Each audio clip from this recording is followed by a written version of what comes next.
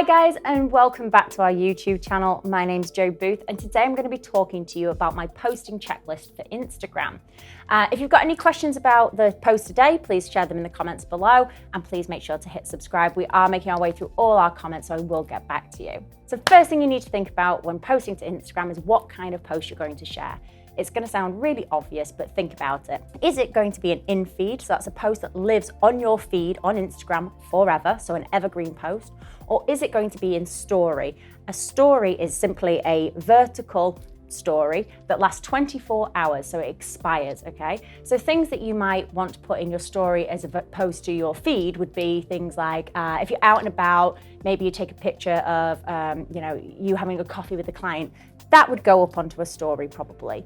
If, however, it's you landing a new client and it's an announcement, that would definitely go in your feed. So you want to think about which type of content are you going for, because that's going to dictate the shape of your content. So next thing you need to think about is what is the content going to be? So is it going to be a video? Now, with video on Instagram, if it's in feed, it can only be up to 59 seconds. You probably want it to be a square video or 4x5. Ditto image. You want it to be either square or 4x5. But story is going to be shot vertically and it's a 9x16. Don't worry if you're thinking, what is she talking about? That's so many dimensions, I'm never going to remember all that.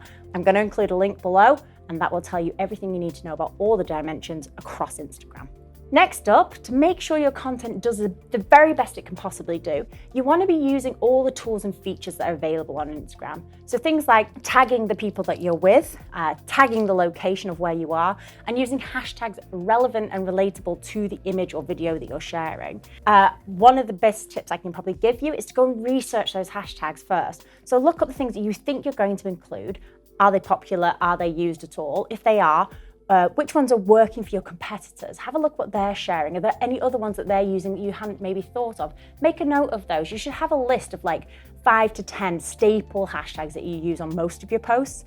And then you're going to want some bespoke ones that you're putting in that are specifically about that piece of content. Next up, it's your caption. Now, the thing with Instagram is you can do like a little micro blog. So if you've got an opportunity to describe where you are, what you've been doing, ask questions of your audience, use this as an opportunity to do that. I usually say short and sweet across the board, but actually with Instagram, you can afford to write more of a like micro blog. So if that's the way that you think your audience are going to respond to and relate to, then you should absolutely be putting those kind of captions together. The one thing I would say though, with any caption, short and sweet or long form, is get somebody else to check it. Really simple, write it out, ask your friend, family, colleague, whoever, just to double check it, because it happens to the best of us.